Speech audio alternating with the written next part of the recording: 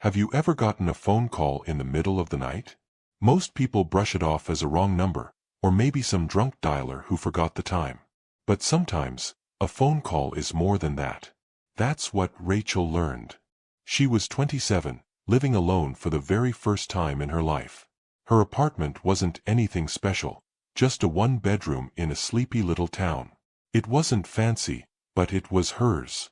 She filled it with thrift store furniture, strung some warm lights along the walls, even put a little plant by the window. For the first few weeks, she loved it. It felt like her own private world. But one night, just as she was drifting off to sleep, her phone rang. Rachel rolled over, groggy, blinking at the screen. Unknown number. Normally she would have ignored it, but at 3 a.m., something about it felt urgent. Against her better judgment, she picked up. "Hello," she whispered. For a moment, there was nothing. Just silence. Then she heard it, soft, steady breathing. And then a man's voice. Calm. Almost polite. "Rachel," he said. "You should really lock your windows." Her eyes snapped open. She sat straight up in bed, her pulse racing. How did he know her name? She looked across the room, and her stomach dropped. Her bedroom window was open. She hadn't even thought about it. With shaking hands, she rushed over, slammed it shut, and yanked the curtain across. When she lifted the phone back to her ear, the line had already gone dead. Rachel barely slept that night.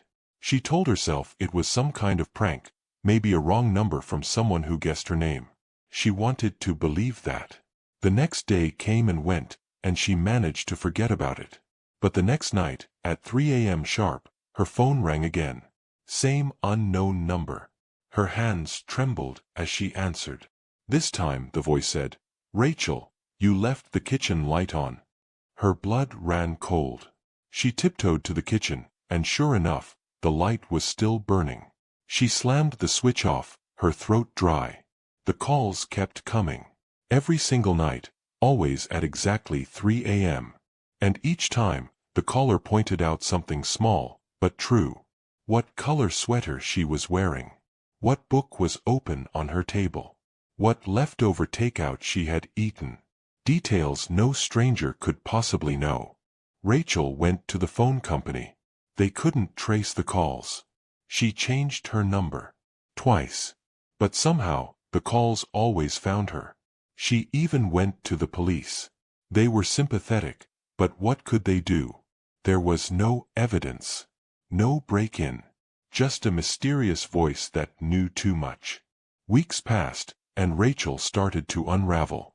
She slept less and less, jumping at every creak in the apartment. She stopped inviting friends over. She unplugged her TV, thinking maybe the caller was watching through it. She covered every window with heavy curtains. She even left her phone in a drawer, but somehow, she always heard it ring. The sound would echo through the apartment, sharp and merciless, pulling her to it like a magnet. And she always answered. Then came the final call. That night, the phone rang on time, 3 a.m. exactly. Rachel's heart hammered as she pressed the screen. She didn't say a word. She just held her breath, waiting. The line was quiet for a long moment. She could almost hear the faintest static, like someone breathing right into the phone.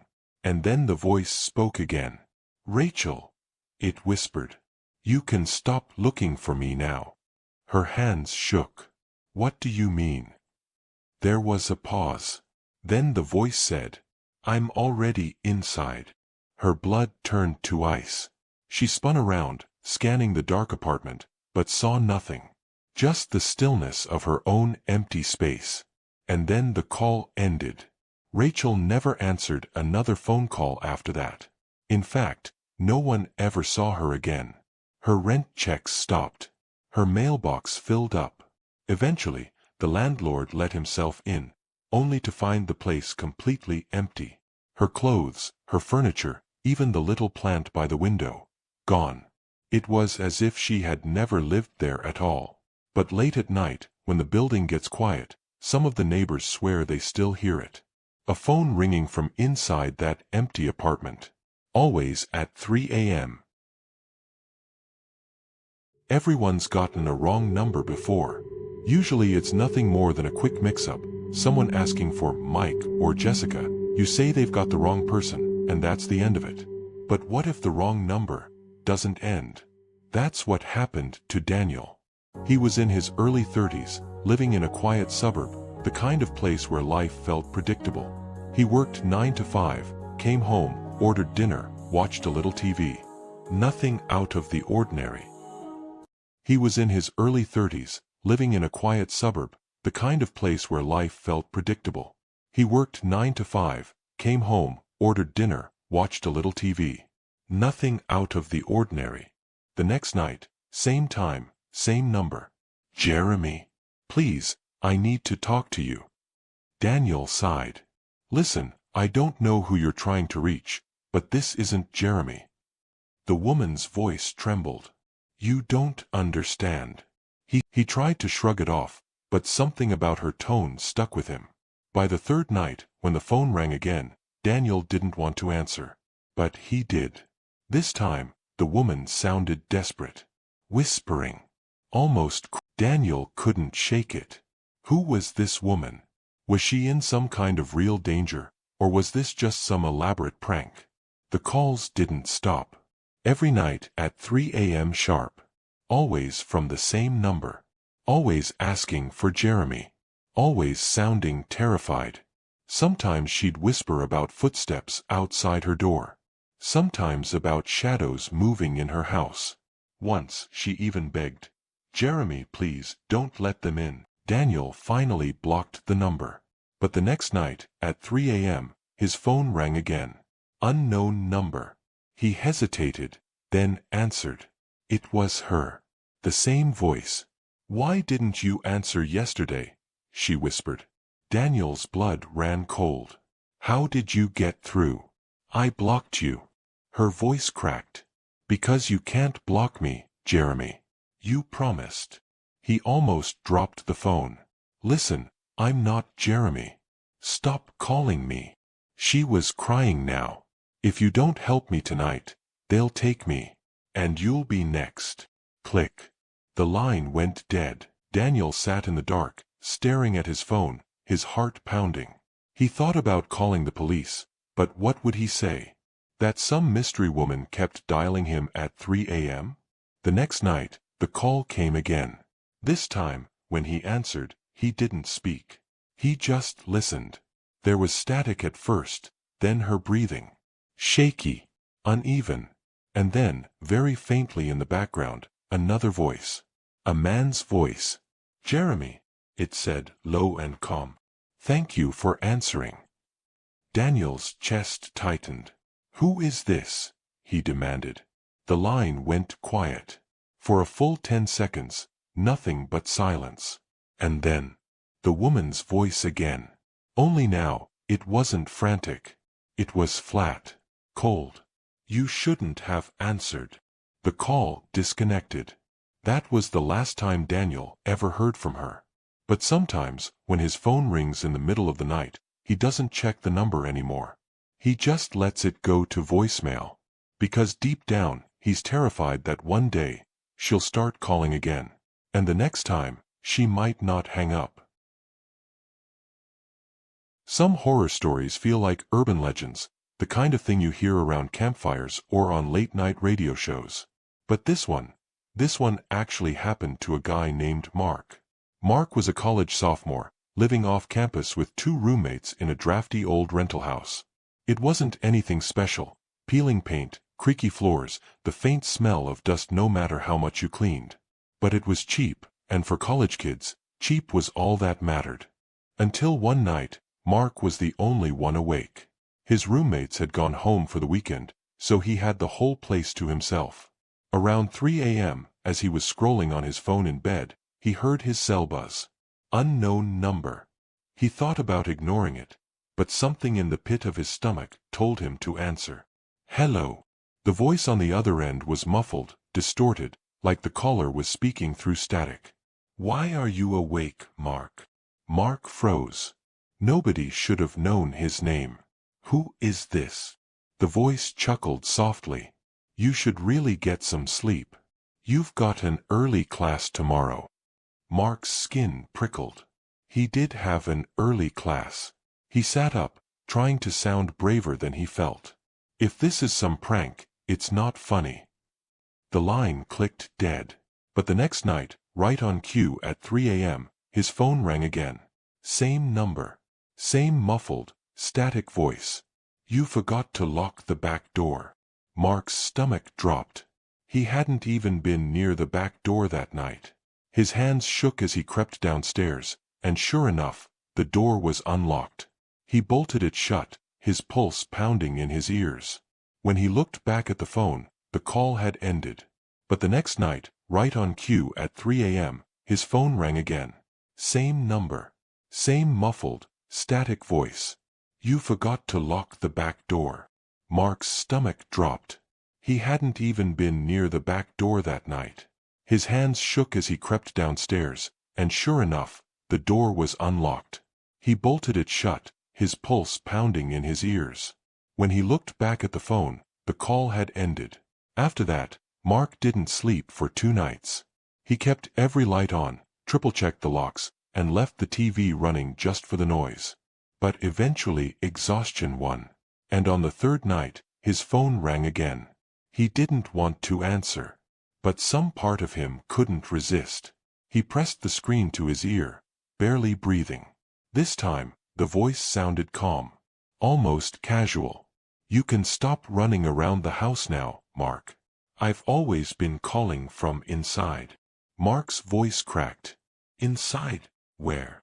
The voice chuckled. Inside your phone. And then the line cut to static. He tried everything after that, changing his number, switching phones, even leaving his cell turned off. But no matter what, every few weeks, his new phone still rang at 3 a.m. Always from a number he didn't recognize. And always with the same whisper waiting on the other end. It was late. I was lying in bed, half awake, when the phone rang. Bright digits on my clock said 3 a.m. My heart skipped a beat. Who calls at this hour? I grabbed the phone from my nightstand. Hello. Silence. Then a voice, distorted by static, a soft whisper so familiar it made me shiver. You remember the promise, it said. The one by the old well. My blood went cold. That was my sister's voice. But Emma had died 5 years ago. She and I used to share secrets about the old well behind her house, when we were kids at summer camp. Only we knew about it. Emma. I croaked. The line went dead. I sat upright, heart hammering. My bedroom was quiet again, but I could still hear the echo of her voice in my head. I flipped on the lamp. The room lit up, but the warmth of the light couldn't chase away the chill settling in my gut. I should have been sleeping, but now every sound felt important. The click of the clock, the distant hum of the street. Then the phone rang again. This time the caller ID said, unknown. I answered before thinking. Hello. All I heard was heavy breathing, then the same whisper. It's dark here. Then silence. My stomach dropped. I ended the call and stared at the phone, feeling sick. The words, dark here, kept spinning in my mind. Morning came, and I forced myself up. I stumbled to the kitchen, pouring coffee with trembling hands. I needed answers. By midday, I drove out to the old well. The path was overgrown, the farmhouse silent and hollow. The rusty wood of the well was scarred with our childhood initials, E+J, forever. I froze. The wind stirred the grass, and I thought I heard my name carried on it. Suddenly, a gentle voice came from just behind me. I'm right here. I whirled around. Nobody was there, only tall grass and the bucket swinging from the well's winch. My heart thundered in my ears. I knew without thinking that it wasn't a prank. Something very wrong had happened. Adrenaline pushed me back to the car. I kept my eyes on the road as I drove home, hands tight on the wheel. Late that night, the phone rang again. Caller ID, home. There's only one phone in this house. That was my number. The line clicked. Instantly, the phone played a new voicemail, her voice, clear as day. I've been waiting. I'm sorry I woke you. There's something I need to give you, she said gently. My hand flew to cover my mouth. This was exactly her tone. Soft, urgent, full of sadness. Then another message. I'm so sorry for everything. I had so much to say, but I'm leaving it here. If you find this, please forgive me. Look under your bed. My blood froze. Look under your bed, Emma had said. I'll see you soon. I fell to my knees and crawled to where I slept each night. My fingers trembled as they reached under the bed. There was an old wooden box I'd forgotten about. I lifted it out and opened the lid. Inside, I found one photograph and a folded note. In the photo, I saw myself, older, wearing my wedding ring, smiling in a garden. Someone else was in the frame behind me, out of focus. I blinked. This photo. I had never seen it before. The note read, "Meet me tonight, at home. I love you, always." My hands shook so hard I dropped everything. The photo fluttered to the floor, and as it landed face up, I saw it clearly. It wasn't a garden at all, but a cemetery. And engraved on the tombstone behind me were my name and dates. Tears blurred my eyes. I looked around the dim bedroom and suddenly I understood. She was dead. But so was I. Outside, the night was quiet. In the darkness, Emma's voice whispered softly, "You knew it all along, didn't you?" I could only nod.